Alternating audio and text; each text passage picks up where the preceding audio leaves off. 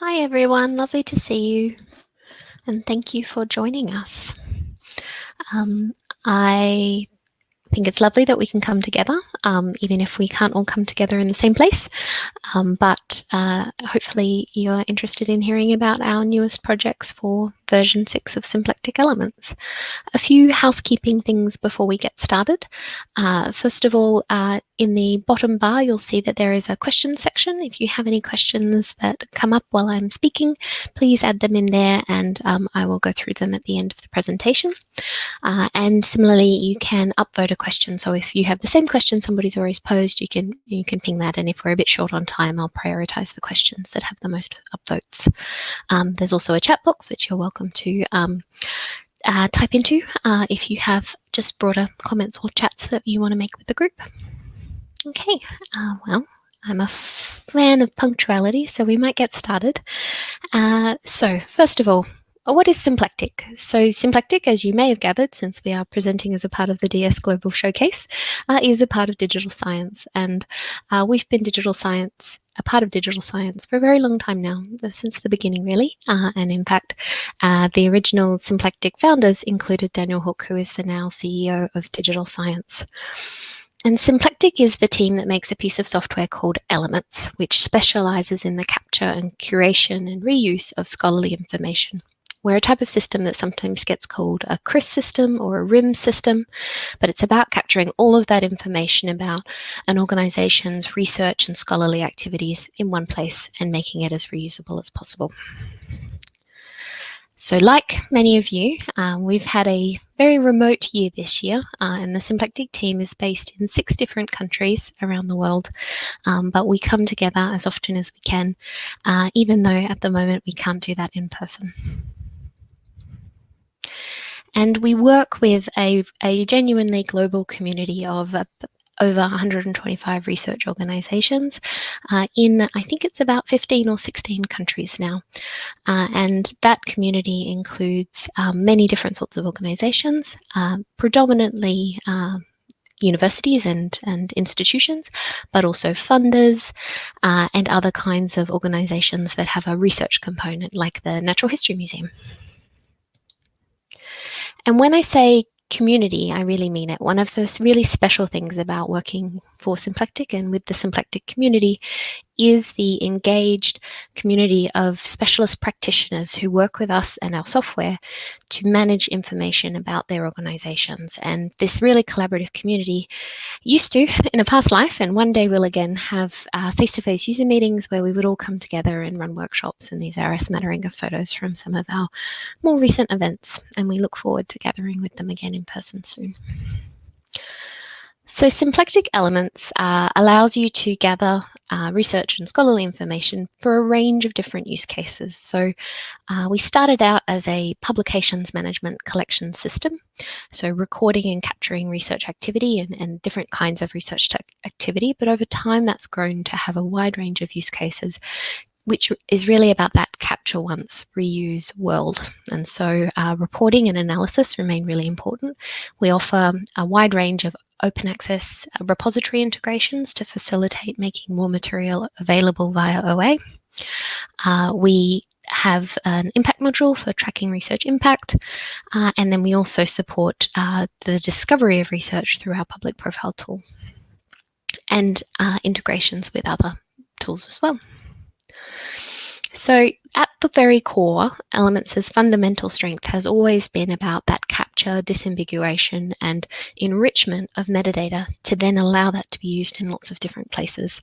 It's incredibly frustrating for people when they're asked to fill in the same form over and over again. And so we focus on automating that data collection and actually capturing layers of metadata so that it can be reused in lots of different ways. To support this, we integrate with over 20 different data sources and repository platforms, as well as other kind of built-in data integrations, and then can also integrate with other systems internal to the university or institution so that it becomes a process of enriching, not recapturing that data.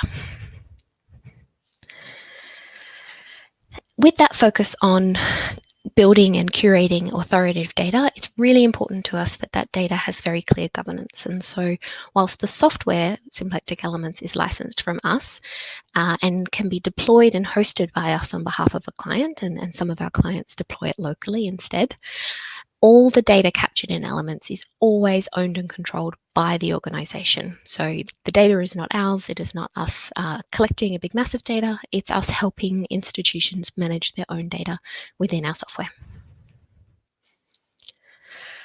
So that's the bit of background, and now to kind of focus on where we're going. So Elements has been around for over 15 years, and over that time has continued to evolve and change. When we first started out in the early days, it was really focused on being a publications management system as we worked with our first ever client, Imperial, and then we expanded out to other institutions around the world. Over time, we added different sorts of data sets, so capturing professional activities, service work, and looking at a wider breadth of metadata about publications, then grants and teaching activities and ref support became a part of the fold, and then looking at other kinds of action-oriented tasks, ultimately leading to the software that our community uses and knows today, the version 5, if you will. And during that time, we've grown the scope of Elements so much. So we've had 27 version 5 releases, and within that time, we've launched multiple new modules, a large number of additional integrations, and so many new features, it's hard to count. But periodically, when we are looking forward, we actually look back and we think about what is the right step for us to invest in. And for us, we realized it was time to renew our user experience so that we would have really strong, fresh foundation for the next phase of Elements growth. And that's how version 6 came about. So Elements version 6 is in part about giving the system a fresher look and feel so that it is representing itself as the modern system that it is, but it's also allowed us to do some technology updates which lay the groundwork for some of that future growth of Elements. And we plan to continue to iterate and grow on that into the future. So what will it look like? So this is an example of our homepage, which is in progress at the moment. And we're moving the whole look and feel of the system quite notably from that V5 world to our new V6 design.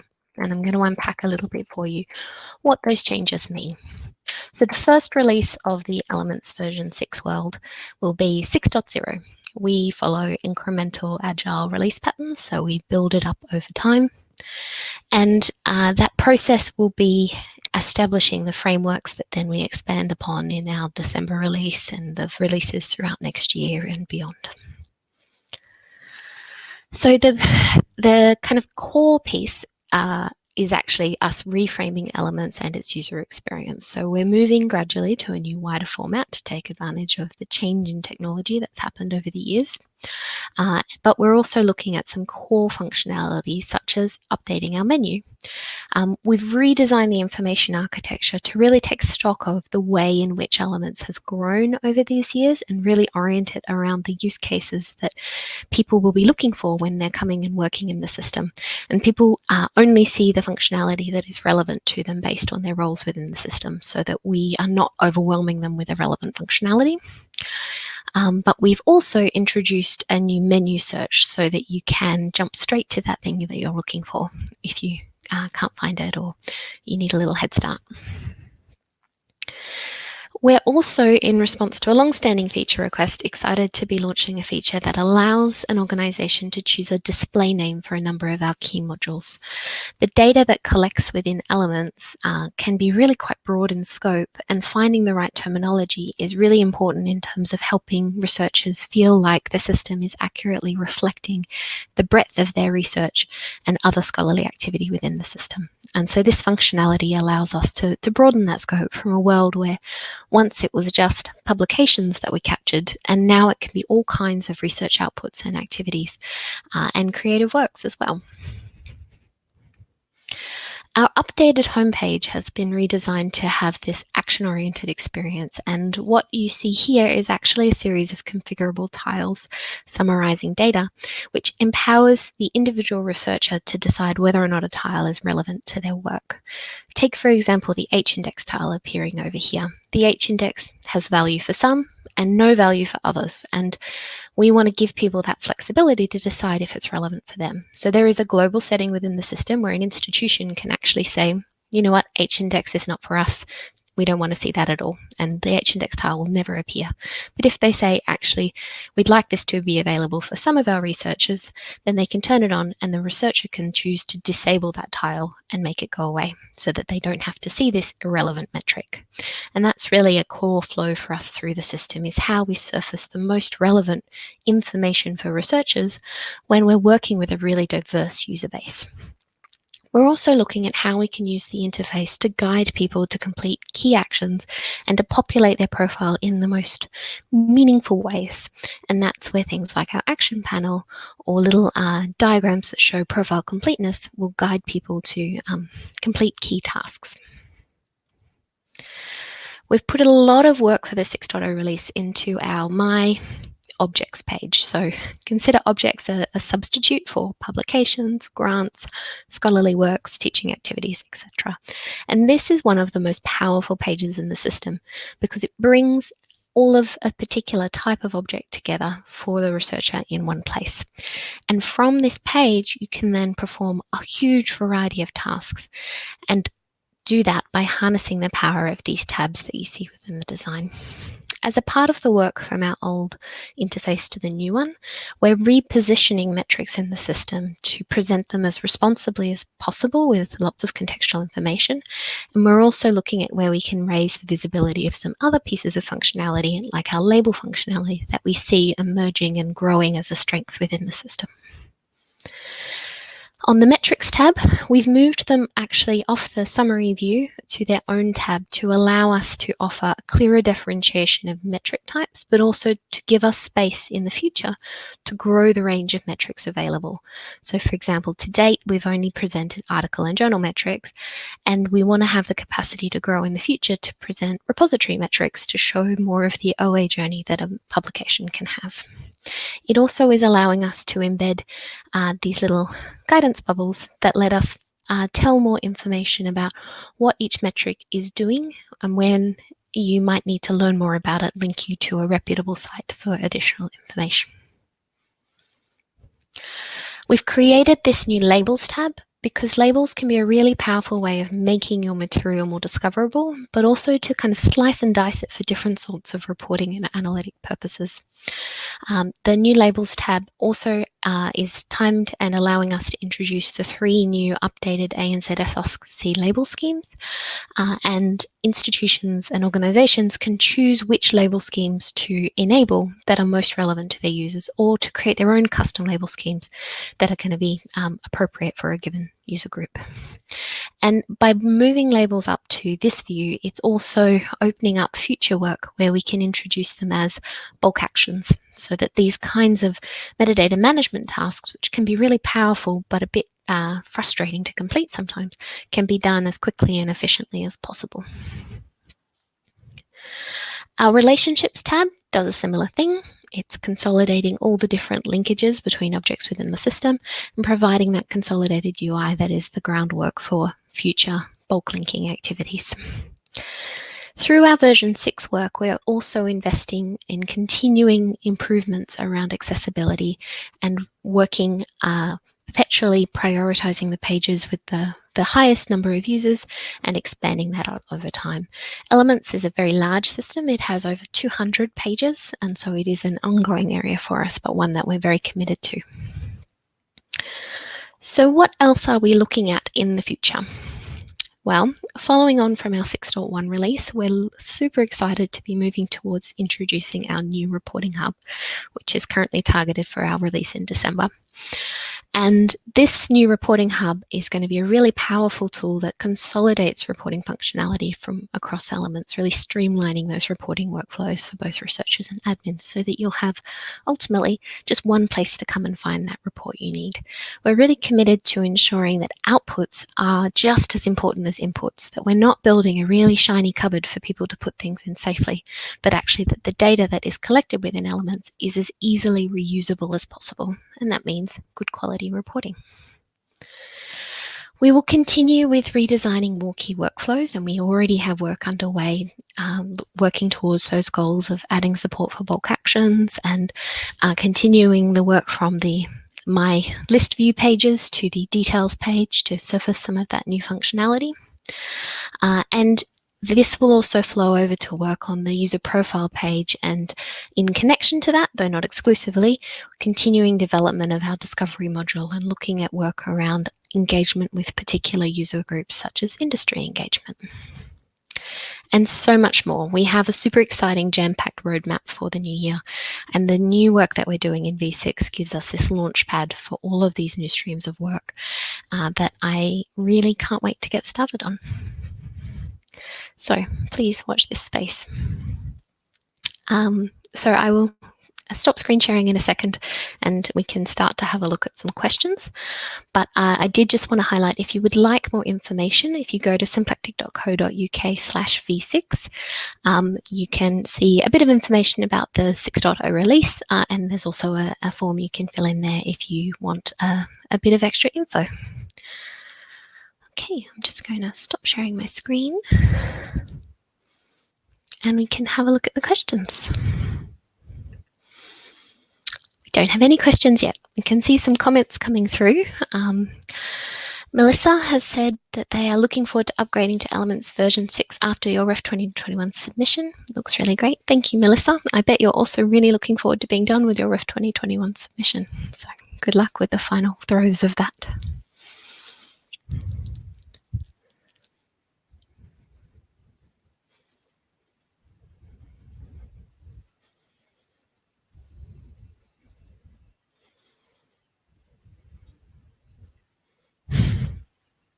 Absolutely.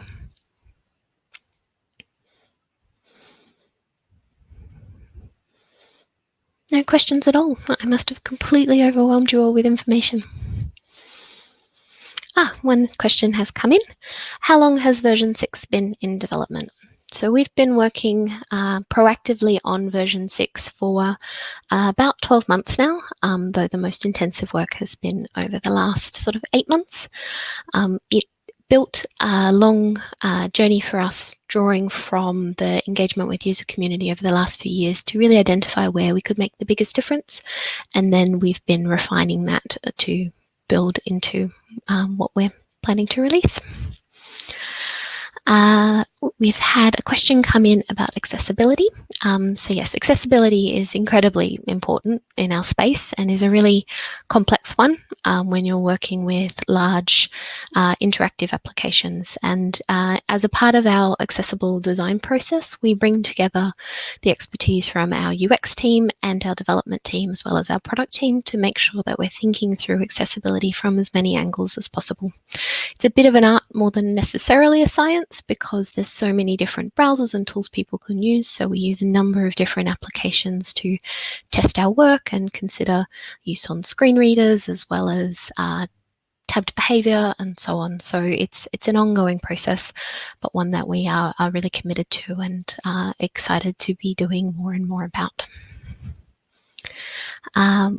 We've got a question that's come through. Are there any plans to further develop the OA monitor at all? If so, are you able to share any of the plans with us at this stage, please? In particular, I'm interested in academic-facing information. That's a really interesting question, Lydia, and something that I would love to have a discussion with you about afterwards to get a sense of what you've got in mind. At the moment, the kind of roadmap I have in mind around the OA monitor is looking at how, now that we're starting to have stronger data sets about what material is already open available, if looking to increase the viewpoint of the open access monitor to provide potentially an overview of material that's available openly, not just in your repository, but elsewhere in the world. And so that's been the kind of angle that I've been thinking in terms of development there. But if you've got something particular in mind, please feel free to get in touch with me and I'll very gladly have a chat. We've had a question asking, does Elements allow for reporting on OA/APC spend? So yes, we do have some organizations who use Elements to track that. And there's a few different ways that it can happen, depending a bit on how formal your process is for managing OA/APC spends, whether it's managed individually and you just need to report on it, or if it's actually you need a bit of an approval step involved. So we have some organizations who sometimes use a flow through what gets called our assessment module, but we also have kind of the ability for people to just do almost like mini surveys.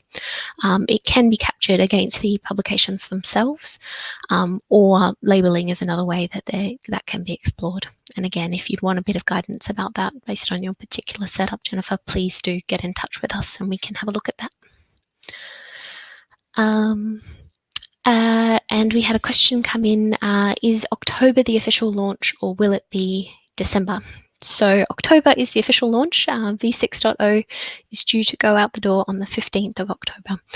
And we already have an excited portion of our user community lined up for upgrades, which will be really exciting to see it out there being used. We have provided some materials for our user community, and I know some of you are out there already on our support site with our adoption guide, because we know that, particularly because it's a non-trivial revamp of our user interface, we recommend a bit of a communication change process when organizations release the upgrade to their community. And so we've developed an adoption guide to help make sure that we support institutions and organizations planning to roll it out to make their kind of process as smooth as possible. So that is up on our support site at the moment. And if there's any institutions here that want to point it to that, just let us know. And I'm really mindful that I think that takes us to time. Is that right, Savia? Yes, we are just at time, just slightly over, but that's all good. Great. Well, thank you all for joining us so much. We would love to see you join us for the networking session this evening if you're around and if you've got more questions. We have a Symplectic booth set up and you can always pop in and join us there. And similarly, if you have any questions or you want a bit more information, you can go to symplectic.co.uk/v6 and we can send you whatever info you need. Thank you, everyone.